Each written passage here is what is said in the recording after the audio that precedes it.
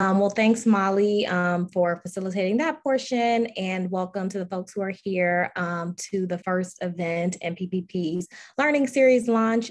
This evening, we will be discussing our courts, both federal and state, and why they should matter to us. We are joined this evening by Doug Keith of the Brennan Center and Tamara Brummer of Demand Justice.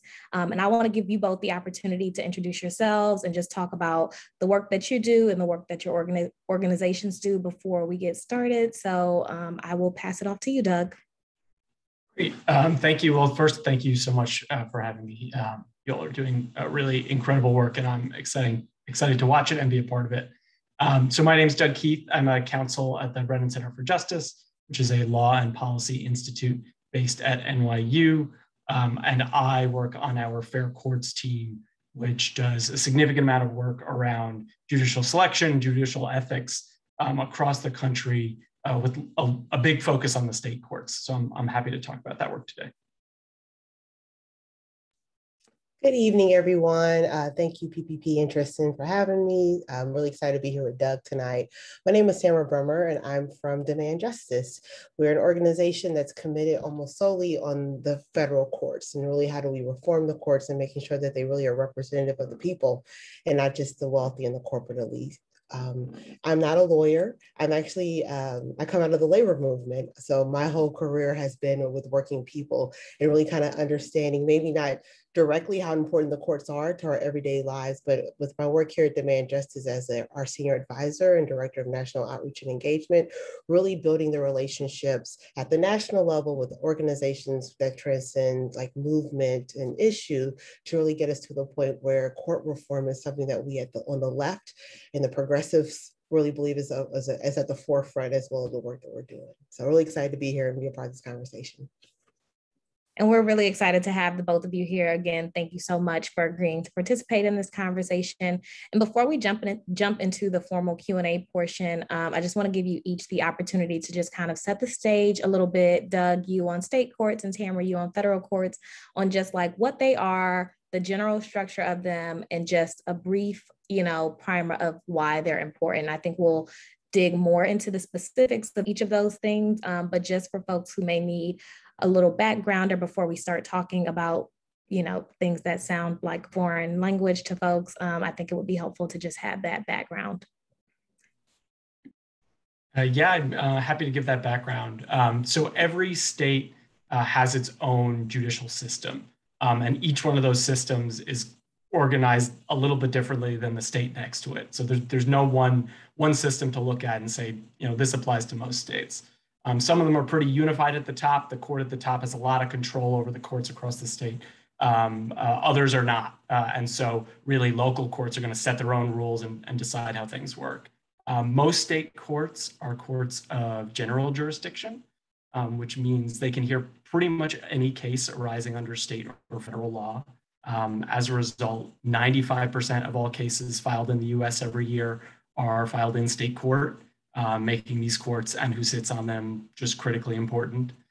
There's a number of different ways that judges reach state benches, and we'll dive into that a little bit later. But by and large, these systems have resulted in courts that are homogeneous and do not reflect the public that they are supposed to serve. And yeah, I'm really looking forward to diving into more of this, but I will just leave you with that 95% statistic for these courts that we often don't think about, but really maybe where the rubber hits the road for a lot of folks when they interact with the justice system.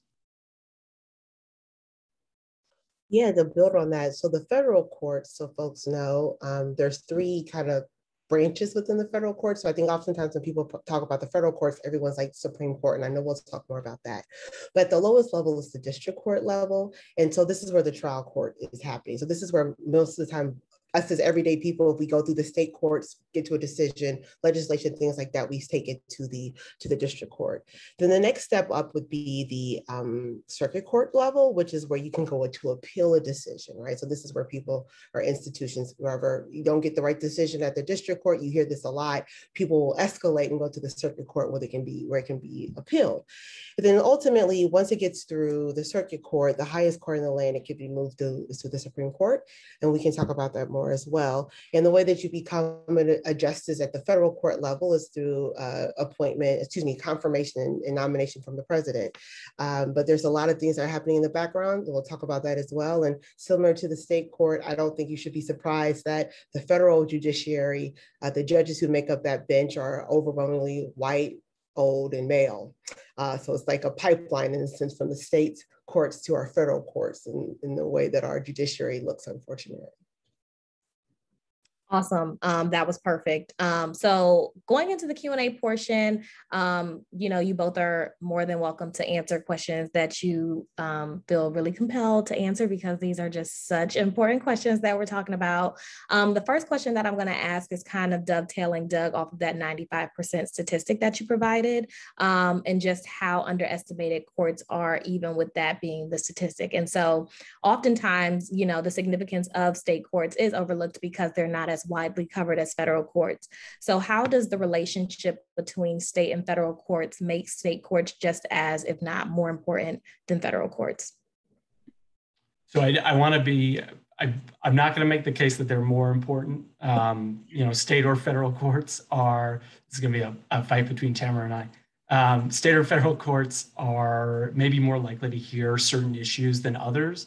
And if that's an issue that directly affects your freedom, your dignity, then that court is going to be more important to you. And I think that's important to keep in mind. But the 95% statistic, I think, is important to give you the sense of the scale of the cases that these courts hear.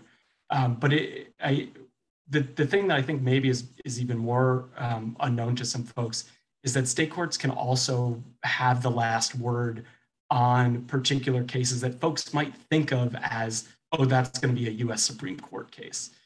So I'll give you a couple examples. A couple of years ago, the U.S. Supreme Court said that federal courts had essentially no role to play in policing partisan gerrymandering.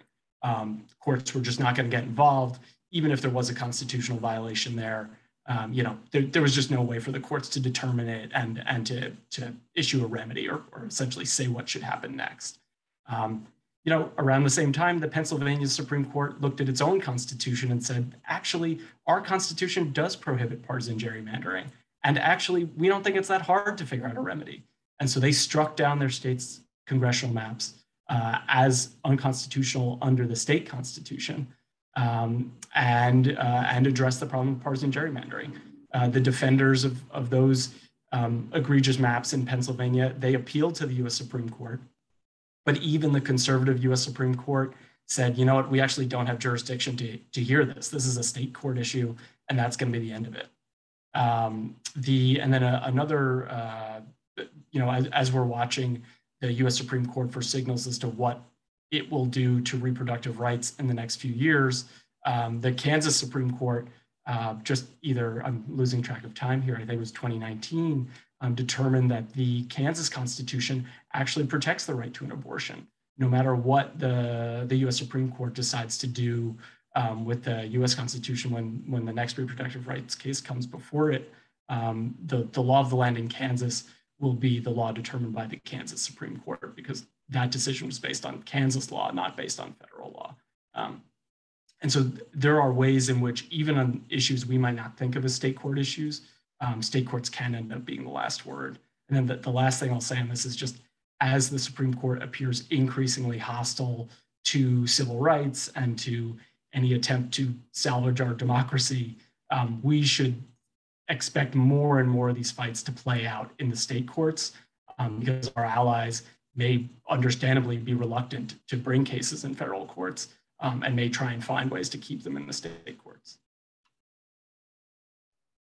That was super helpful. And so just kind of like pivoting to federal courts, I think that federal courts, they sometimes have the same conundrum of underestimation that state courts have, particularly as it relates to the lower federal courts that you mentioned earlier, Tamara. And so when people usually think of federal courts, the Supreme Court is the institution that folks typically are referring to or thinking of. But what, if any, ramifications do lower courts have on people, especially if the Supreme Court declines to hear a case from a lower federal court? Well, that's an excellent question. So before I even started working in demand justice, I think that I was like a lot of folks who believe that we have good politics. I have a soapbox for so many things. I know what I believe in. I know what I believe our democracy should look like. I believe what our laws, our Constitution, how we uphold it. I understand that sometimes the Supreme Court would make decisions that were against people and working people and people's body autonomy. But the Supreme Court took a lot of the oxygen, right? And doing this work now, and I also say as being a union organizer, really understanding how the lower courts really impact people's everyday lives, more so than the Supreme Court. The Supreme Court the Supreme Court gets to decide which case it gets to hear. 7,000 cases are submitted on average to the Supreme Court. They take about 100 and 150 cases per term. Think about those statistics, right? How many cases are going through our federal and state judiciary system every day, every year? And the Supreme Court gets to have the luxury in a sense of saying, we're only going to hear about 100 or so, right? So the lower courts, the lower federal courts, so the district courts and the circuit courts have such an important role in our lives. We're seeing this even just recently on this past weekend when a federal court out of Texas said that the United States can no longer do DACA, deferred action for childhood arrivals. What's that mean for thousands of kids who are coming into this country right now? What's it mean for people who already have DACA? So they say it will be upheld, but that makes your existence in this country tenuous, correct? And so the lower courts has a say in that. The lower courts also, though, upheld the fact that you can't ban a trans child from using the bathroom in which the gender in which they identify, right? The lower courts are upholding that. The Supreme Court hasn't weighed in on that. They've denied actually saying they don't want to hear those cases, which can be good. Today, we just found out that a lower court allowed the University of Indiana, IU University, to require students to come back with vaccinations. That can have a lot of ramifications for people in the midst of a global pandemic. So the district court is something that is kind of behind the scenes, but it's what really impacts so much of our everyday lives. That's where Republicans are using a lot of their strategies to test out what they can and cannot do. That's what we're seeing around healthcare. We saw that with the Voting Rights Act. It's the state courts as well as these local courts, the lower federal courts that are deciding kind of the shape of our democracy. And oftentimes what happens is the Supreme Court, especially in this current configuration, kind of rubber stamps the BS, right? So when we win cases at the lower court, we're really excited, but we also know that our friends on the other side will shop it around for another court sometimes, and that the hopes that we'll get to the Supreme Court to rubber stamp the things that we're fighting against. Totally. So when we think about courts, both state and federal courts, like they don't function without these judges. And I think just talking about behind the scenes things, judges are another component or just figure that's seen very behind the scenes, at least as it pertains to the path to becoming a judge. I don't know. I think for a lot of people who are not familiar with this work or just the processes involved with things like becoming a federal or state judge, you just turn your TV on and you see like, boom, someone's having a confirmation hearing and have no idea what happened prior to that. So for both the pathways to becoming a state and federal judge, what are the various mechanisms in place for one to even become a federal or state judge? I can start on the federal level, and I know we might talk about more kind of like the types of folks who want to be judges, because I think that's really important as well. But at the base level, to become a federal judge, you are nominated by the president and then confirmed by the Senate. But the president oftentimes will take recommendations from the senators in which there's vacancies in their districts or in their jurisdiction. So some senators have like commissions that they've put together to build a list of nominees for a president to pick from. A nominee then will go in front of the Senate Judiciary Committee, and then they can decide then if they will push that person over for full confirmation from the full Senate. I think the thing that they don't tell people, but I feel like a lot of us know, is that it probably doesn't hurt either to be a white cisgendered man who is for a corporate attorney or a former prosecutor. There is an infrastructure, kind of an informal infrastructure that comes into place when it comes to being a judge. What happens is they will say there's a vacancy today. A senator will say, I'm taking applications, and you have 2 weeks to put together your application, your references to become a federal judge. And if you're not a person who for public defender, for instance, a public defender is literally on the front lines of saving our democracy, criminal justice reform. They haven't been thinking about their professional trajectory as a judge, because what often happens when Democrats put people up to be nominated, we don't fight for the people that we really want to see on the bench. So if you're a public defender or you're an environmental rights lawyer, you're doing the work. You're not thinking like, oh my goodness, I could become a judge. And so for some of the work that we do at Demand Justice is really being able to be a support system for unique candidates for the judiciary, right? Who have the kind of professional and demographic diversity that we need on the bench. And that helps them move through the politics of our Senate to become a federal judge. That pipeline work that Demand Justice is doing is so crucial, and in the states, it requires looking at sort of what is the system in your particular state, and it really does vary across the country. Just to give a quick sense of how people get to the bench, 21 states use elections to select judges in the first instance. So there's a normal opening on the court. 21 states there will be an election, but even that doesn't tell the whole story. In about 2/3 of those, that'll be nonpartisan election. In 1/3, it'll be partisan election. In 29 states, there will be some kind of an appointment made.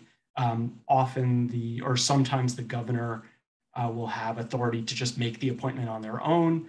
They don't need to consult with anyone. That the state legislature might need to confirm, but they might not. But in the majority of states where judges are appointed, the governor will actually have to follow a list that's given to them by a state judicial nominating commission. And so you then have to look at, okay, who's on this nominating commission? How did they get there? And we actually did a deep dive into who, we froze time in 2016 and looked at the 400 nominating commissioners across the country. And wouldn't you look, but the lawyers on those commissions actually really are homogeneous in exactly the ways that Tamara was saying the federal bench is. It's corporate lawyers, it is insurance defense, it is the type of people who have traditionally been appointed to the bench are the same people serving on these commissions by and large. And so looking at each one of these bodies and their role in the process is going to be just really key to understanding what are the obstacles to changing who sits on the bench. And then the sort of last thing to know about this is that those elections that I talked about, those are often only for when there is a vacancy that occurs at the end of a judge's term. Often if a judge steps down in the middle of their term, or maybe they got appointed to the federal bench, their seat will end up being filled by an appointment rather than election.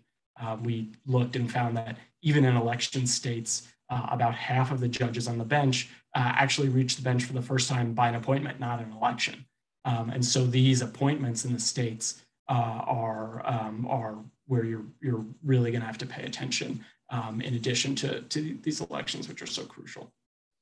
I would just add that for both the state and the federal, this concept of being a judge as being a non-political position is very hard to wrap your mind around when you talk about all the political moves that have to be made in order to become a judge, right? So the process in and of itself creates this kind of like anti-democratic process in a lot of cases where now this third branch of our government, right, at the state and the federal level is wrapped up in a lot of like political BS, which leaves us then they get to have this shield of being like, well, we're not elected.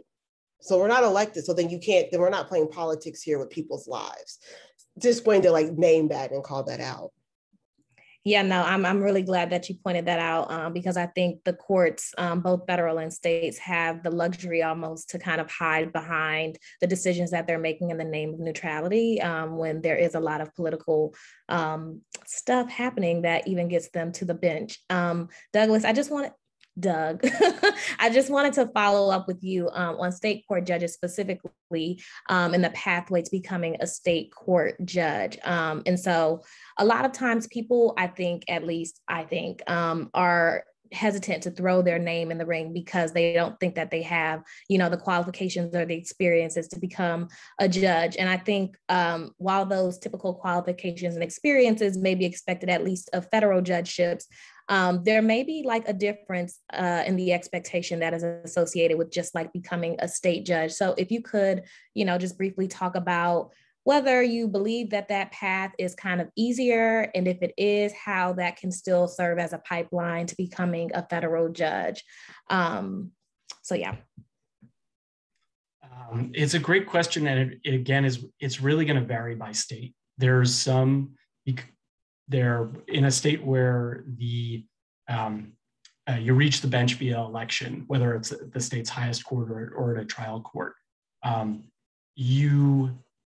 If it's a real election, as opposed to, I'm sitting here in New York City, which has sort of a sham system of judicial elections, which is, we don't even need to get into. But if it's a real election, then it may be more open to a broader population that can run for office without being previously politically connected. That said, the elections carry their own problems that I'm happy to talk about. But so in those states, there may not be as many obstacles to at least putting your name in the ring. Whereas in some states with appointment systems or with New York's election system, you may have to, the way the systems work today, you may have to have those deep political connections that Tamara's talking about. And so there may be sort of significant barriers, no matter your background, if you aren't politically connected in that way. Just to give you a sense of the sort of homogeneity of state Supreme Court justices, my colleagues who track who sits on the bench on state courts just published a report in April finding that 22 states have no justices who identify as a person of color, including 11 states where people of color make up more than 20% of the population. There are no Black justices in 28 states, no Latino justices in 40 states, no Asian American justices in 44 states. Over a third of sitting justices are former prosecutors. Only 7% are former public defenders. Putting that another way, 43 states have a former prosecutor on the bench. Only 19 have a former public defender on the bench. So that the same problems that we're seeing at the federal level exist at the state level. So for better or worse, state courts can serve as a pipeline to the federal bench. It's not a majority of judges that come to the federal bench with a state court experience, but certainly a lot. I did a quick look today at President Obama's nominees and very quickly found 8 appointees who came from state courts. Mostly they were former state Supreme Court justices, but also from lower courts in the states. And they'll be appointed to either district courts or to the appellate courts. The most recent US Supreme Court justice who served on a state court was David Souter, who was on the New Hampshire Supreme Court before he went to the US Supreme Court. But that pipeline definitely does exist.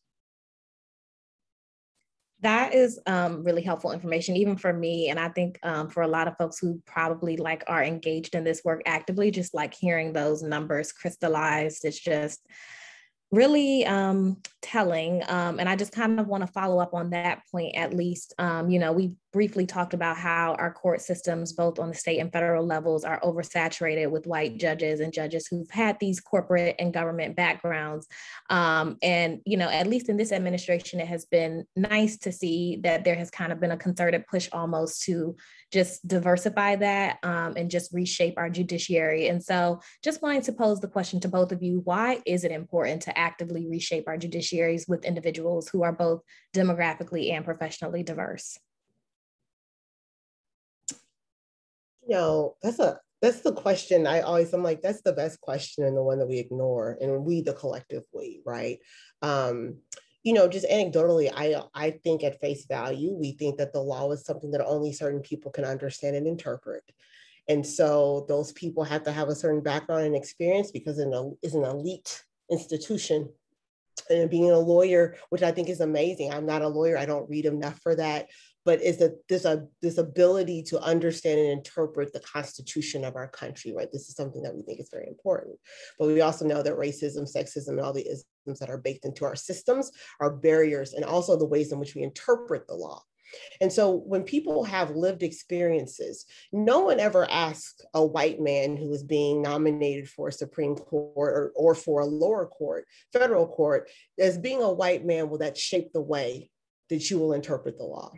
But if you've seen any of these past judicial hearings, or even any hearing for a woman of color or a person of color, every time a Republican will ask that person, well, as a Black woman, will this determine the way that you interpret the law? And that woman has to say no, because I am, I am non-biased, I am these things. But what they're really telling you is the truth, that they understand that lived experiences mean something when it comes to defending and protecting the law and interpreting the law and wrestling with the law. And so, I think that what's amazing in this moment, to your point, Tristan, is that President Biden, even before he took office, he sent a letter to senators that said, this is not going to be business as usual. Don't bring me your best friend who's been giving you money, right? Because he's a lawyer and he's maxed out to the Democratic Party.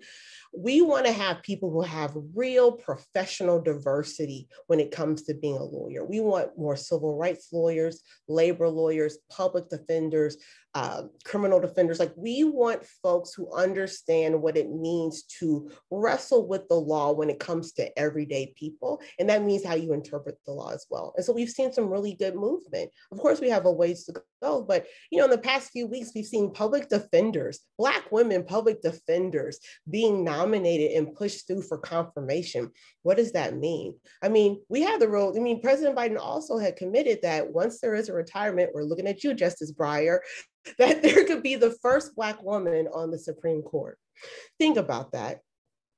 Last year, everyone told me as a Black woman, thank you for all the work you do to saving our democracy.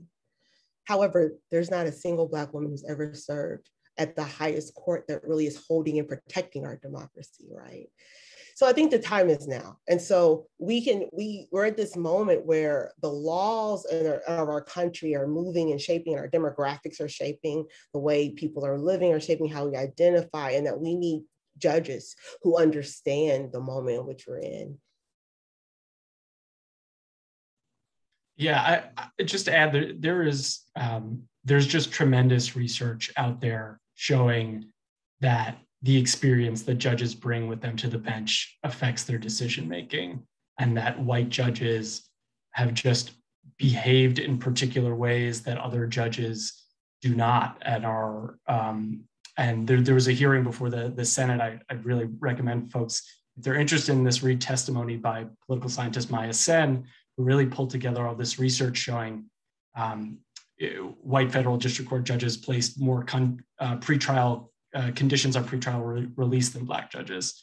At the appellate level, studies found that white judges were more likely to rule against plaintiffs in Voting Rights Act cases. One of the most interesting studies on this recently was actually put out by Demand Justice, which found that former corporate lawyers and prosecutors, who make up 70% of active federal judges, were both more likely to rule against alleged victims in employment discrimination cases. And I want people to sit with the prosecutors piece of that, because employment discrimination cases, that means that prosecutors are not, in fact, more likely to side with the victims. They're just more likely to side with the power. And that should tell us something, and it is troubling, and it is something that we need to keep in mind as we're thinking about who should be appointed to the federal bench. I just think that study is really important. And then, sorry, jump in, Tamara. No, go ahead. No, okay, no, you. All right, last thing I'll say is just, and it's not just individual cases. I've been studying how courts have responded to the pandemic. And one of the things they've done is moving to remote proceedings. But judges are the ones who've decided how courts are going to move forward in the pandemic. And you better believe that if the concern is the digital divide, judges are going to respond differently to concerns about the digital divide if they themselves have experience with poverty versus a judge that does not have that experience. These folks have incredible impact on people's lives, and everything that they've brought to the bench with it is shaping that impact. I just wanted to add, it's like these are real ramifications, like Doug is saying. And on the federal level, there's really few ramifications for our levers of accountability for justices who do make these decisions, right? So we don't have a code of ethics for Supreme Court justices. There's no term limits, right? We are literally out here hoping that a person is using the law the right way and that we have to live with that decision. And so if we think about this, then if like this is someone you can put in on the bench for the rest of their life, let's think about the life they had before they got there and what that means. You know, this idea, like I think this is, I want to repeat what Doug said. If we're a former prosecutor, it's not about the victim, it's about siding with the power. And our Republican friends, and I use friends here to be nice, they understand where the power lies when it comes to this structure. If we put people in positions who have lifetime positions, who kind of have this lived experience that they are about upholding power and wealth and greed, that is how they're going to see the world as well. And that's how we have to live with those decisions if we aren't able to do anything about it. Well, I was going to ask why are judicial appointments and nominations important, but I think it's been bundled up really nicely, unless there are any additional thoughts, at least on that piece, that either of you want to just throw in the bucket before moving on.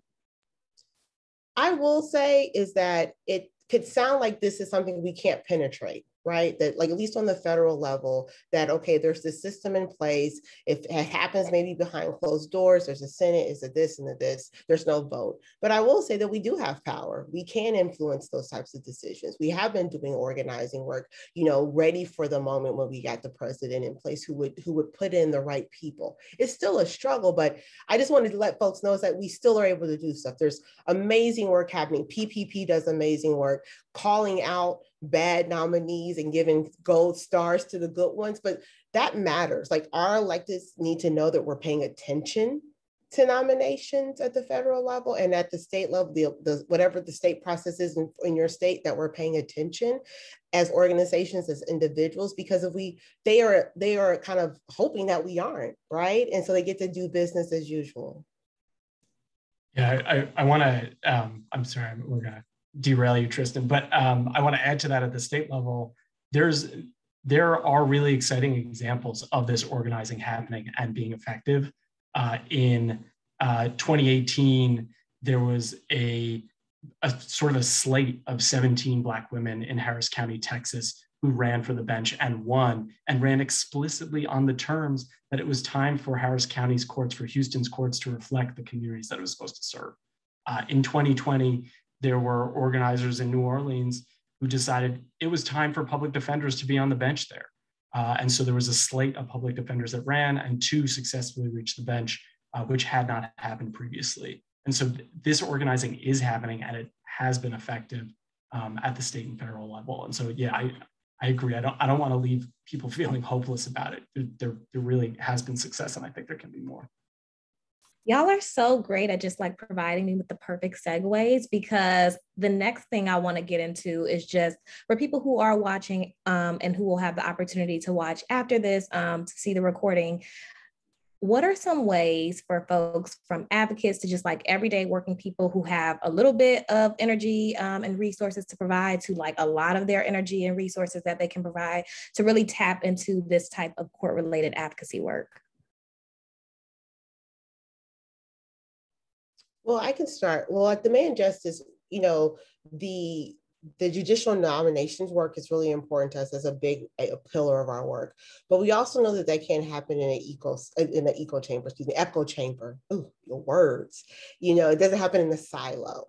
We could have all the best justices in the world. We could have the most progressive, the most Black, brown, everybody, trans, LGBT, all the people, right? But the way that the system is set up now, it does not set our country up for success. We don't have enough judges at the lower level, so there's a backlog of cases. So that means our democracy is slowed down, people's day in court is slowed down. Like I said, we don't have code of ethics at the Supreme Court level, and we don't have term limits at any level. So all these things really matter, that they don't just happen in a vacuum. So at Demand Justice, we're also pushing for the most immediate change that we think that really makes our federal judiciary more robust, and also really kind of fortifies our democracy, is adding 4 seats to the Supreme Court. And so legislation has just dropped, in April of this year, which is exciting, calling for 4 seats. And so we've really been organizing with activists around the country to reach out to their senators and representatives, telling them to sign on to the Judiciary Act. And I know that we're in the works right now with PPP to hopefully do some actions together around this, because I know you all believe in the same thing as well. So I hope that we'll find opportunities in the coming weeks to be able to organize together to make sure that the pipeline is robust of good judges coming out of PPP. The future is very bright, but also that the judiciary that they walk into is one that really is robust, and our democracy is more sound.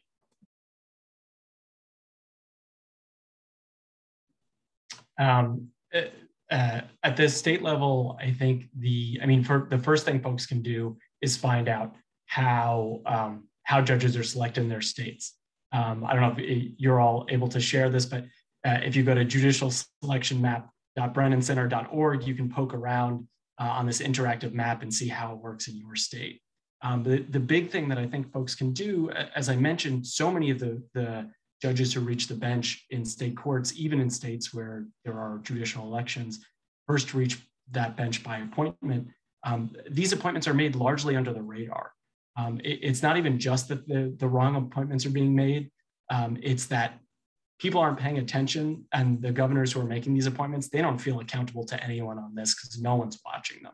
And so the big thing we can do is put pressure on them, let them know that they are being watched and that these appointments are important to the public. Now, to be important, courts work can't be done in the abstract. It has to be intersectional. You can't just talk about courts as being important in a pillar of democracy, and especially at the state level, there may not be organizers and advocates that are exclusively focused on the courts. This work has to involve talking to organizers in the states who are working on voting rights, who are working on reproductive rights and criminal justice reform, and finding out their strategies, how they think of the courts, and how you can sort of partner with them to put pressure on the powers that be in your state to do a better job in terms of determining who reaches the bench. Awesome. And finally, I just want to give Tamara, Doug, as representatives of Demand Justice and the Brennan Center, respectively, just an opportunity to talk about ways to get involved with your organization specifically. So if there are volunteer opportunities or things of that nature that folks can be doing to support your organization, please feel free to share. I can jump in. We're less of a grassroots organization, but for anyone interested, there are lawyers and non-lawyers. We have internships both during the summer and during semesters, fellowships for people coming out of law school or coming out of undergraduate. These applications are currently up on our website. And if anyone is interested in just learning more for themselves, or because they want to talk to folks at their school or some other institution about it, I want people to not hesitate to reach out. My email, douglas.keith@nyu.edu. And I just I'm happy to be a resource for anyone who wants to think about the courts in their state. Yeah, so I gave my pitch already, so I'll give it again so you'll hear me now. But yeah, we are, in terms of just getting involved with Demand Justice, we are really building our grassroots force around structural court reform. I don't think that people might think it's the sexiest, but I think that what happens is when the next vacancy happens, everyone thinks about the Supreme Court. I just remind people where you were at when RBG passed away and what you felt like. And then 2.5 weeks later, they solidified this. They put this other woman in. I don't even say her name. They put this other woman in. And we talk about what the courts need to look like. So instead of having to feel that dread again, what we're saying is we can organize now to make sure that we don't have to be in that same situation. So if you go to our website, demandjustice.org, you can find out about more of the campaigns that we have and also how you can get directly involved, like calling other people who are passionate about structural court reform. We're doing letter writing campaigns. We're doing lobby visits with senators and representatives. So we would love to have you as a part of that fight. And I am going to turn it over to the executive director of the People's Parity Project. She's been quiet and behind the scenes doing our tech stuff, but want to give Molly the opportunity to share ways that folks can get involved with PPP. Hey everybody, thanks Tristan, and thank you so much to our panelists. I've been here off camera just like screaming in the background at everything that we've talked about because we have a long ways to go to make sure that people can actually find true justice in our legal system at either the state or the federal level. And I don't think anybody could have heard any part of this conversation and not felt incredibly motivated to get involved. So if you're here, it's likely because you know a bit about the People's Parity Project, or if you're watching this on our website at a later date. But we are working to organize within the legal profession because we recognize that so many of these problems, so much of the ways in which the legal system is rigged against working people, rigged against the marginalized and the historically oppressed, is because of lawyers. It's because of legal professionals. It's because of people who have turned the legal system into something that works for the powerful and works against everybody else in this country. So we are working to change that. We are fighting every single day to organize, to build a legal profession that works differently, that wants to unrig the judiciary, that wants to unrig the law. That since we have, I feel like this is a safe space, I can say that what we're really trying to do is unfuck the law, right? Like it is deeply, deeply fucked, and we as a profession need to come together to unfuck it. So if you are here and you are an aspiring law student, you're a current law student, you're a lawyer, you are in any way somebody who identifies as a member of the legal profession, we want to be organizing with you. We want to be working with you. So reach out, hello@peoplesparity.org. There are 1,000,001 ways to get involved in the fight to unrig the judiciary, to build worker power, and to generally have a profession that works for true justice.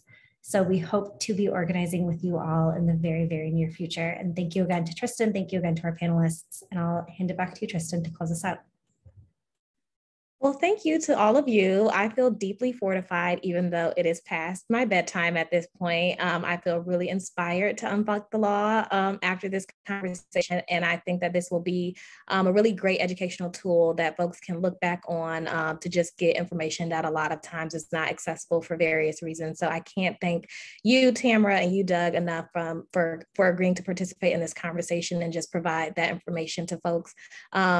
You know, folks who are watching, please feel free to reach out to Doug, Tamara, myself, or Molly if you have any questions or just want to follow up about ways that you can be supporting us and organizing with us in this fight. And thank you so much to everyone who came out, and we will see you later. Thank you.